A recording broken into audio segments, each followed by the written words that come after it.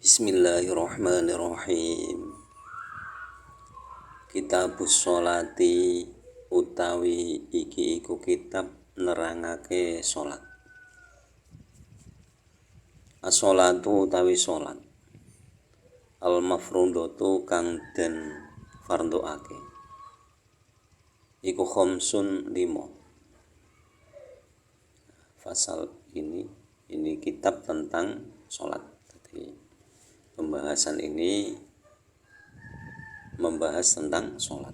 Jadi sholat yang difardukan itu ada 5. Al-zuhru suwiji iku zuhur. Wa awal waktiha lan utawi kawitane waktune zuhur. Iku zawalu syamsi lingsire srengenge. Wa akhiruhu lan utawi akhire zuhur. Iku idza soro tatkalane dadi apa dhillu kulli syai'in ayang-ayange saben-saben suwiji-wiji mislahu iku ngumpamani kullu syai'. Ba'da dhilli zawali ing dalem sakwuse ayang-ayange waktu lingsir.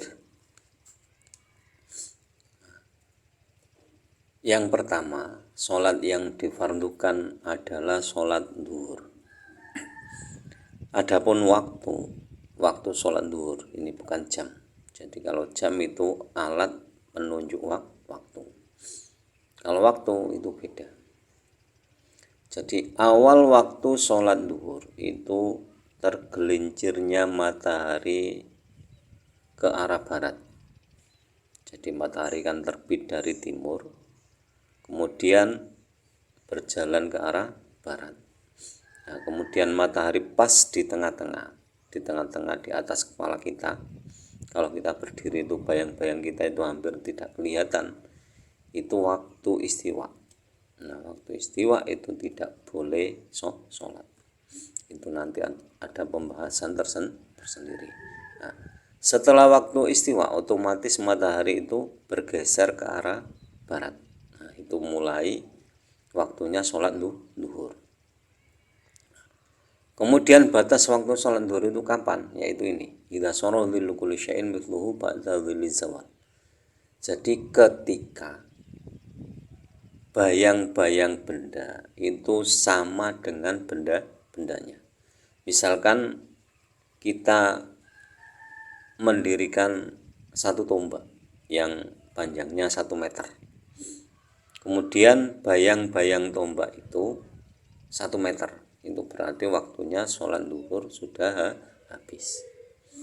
Jadi bayang-bayang benda itu panjangnya sama dengan benda tersebut. Wal asru lan kaping pindhone iku sholat asar. Wa awal waktiha utawi kawitane waktune asar. Az-ziyadatu iku tambah ala dhilli mithli ing atase ayang-ayange pepadane kullu syai'. Wa akhiruhu utawi akhire waktu asar fil ikhtiyari ing dalem waktu ikhtiar iku idza dhillil mislaini tumeka maring ayang-ayange pepadan loro. Wa fil jawazi lan ing dalem waktu jawaz ila ghurubi syamsi tumeka maring surupe srengenge. Nah, yang kedua itu sholat asar. Sholat asar awal waktunya itu ketika bayang-bayang sama dengan benda lebih sedikit. Jadi misalkan 1 meter lebih 1 senti itu sudah waktunya sholat asar. Nah, kemudian akhir waktu sholat asar itu ada 2, yaitu ketika waktu ikhtiar. Waktu ikhtiar itu waktu pilihan. Waktu yang sangat dianjurkan itu ketika bayangan itu lebih panjang dari bendanya 2 kali lipat. Jadi misalkan tadi tadi tombak yang ditancapkan itu 1 meter. Bayangannya tombak itu tadi menjadi 2 meter. Nah, itu waktu ikhtiar. Kemudian waktu jawas, waktu yang masih diperbolehkan sholat asar itu sampai terbenamnya matahari. Nah, umumnya yang dipakai itu sampai terbenamnya matahari.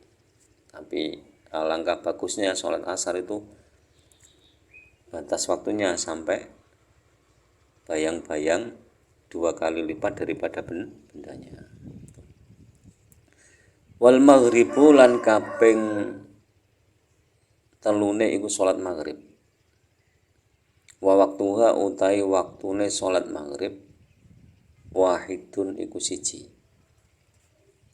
Wa huwa utai waktuha urubus syamsi iku surupe srengenge.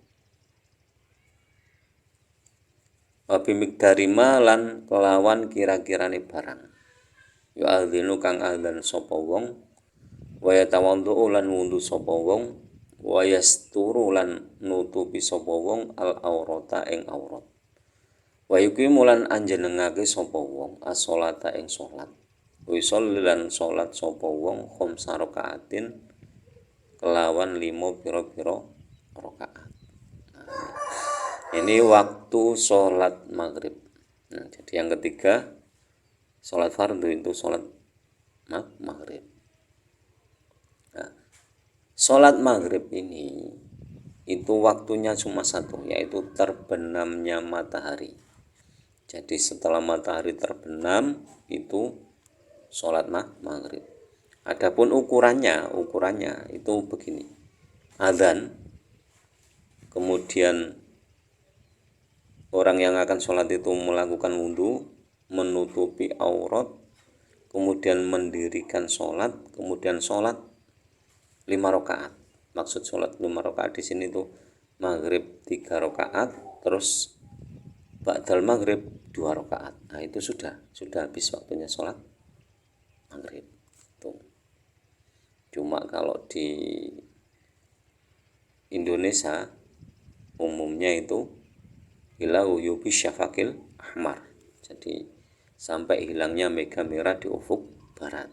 Tuh. Jadi ada 2 pendapat. Kalau di sini yang diambil di yang itu tadi, yang kaul jadid. Kalau ini kaul jadid. Kalau yang kaul qadim itu ilahu yubi syafaqil ahmar. Wal isya'u lan kaping papate iku salat isya. Wa awalu waktiha lan utawi kawitane waktune salat isya iku idhahuba tatkalane ilang asyafaku apa mega al ahmaru kang abang. Wa akhiru utawi akhir waktune isya fil ikhtiyari ing dalam waktu ikhtiyar iku ila thulutsil laili tumeka maring sepertelone wengi. Wa fil jawazi lan ing dalam waktu jawas ila tuluil fajri iku tumeka maring waktune fajar asani kang kaping pindho. Nah, fardu sholat yang difardukan yang keempat itu sholat isya. Untuk masalah urutan nanti terserah, mau dihitung maghrib dulu ya boleh, isya dulu ya boleh. Tapi kebetulan di kitab ini yang pertama itu membahas sholat duhur.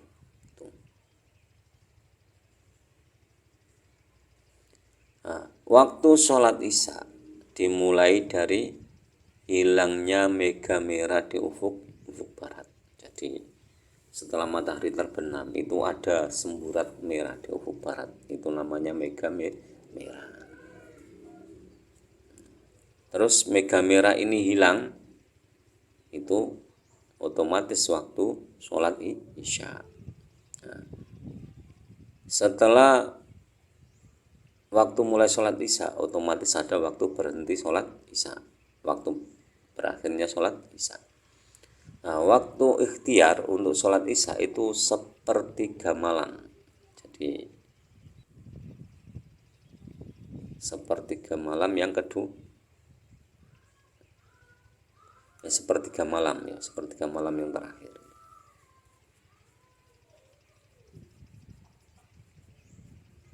Jadi malam itu dibagi menjadi 3 mulai dari isya itu sampai fajar. Jadi misalkan ada 9 jam ya 3 jaman.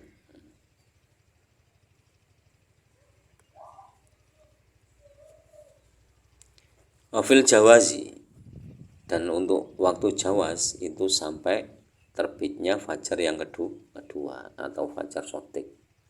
Karena ada fajar kadhib, ada fajar sotik. Wasumhu utawi wasumhu lan kaping 5 iku salat subuh.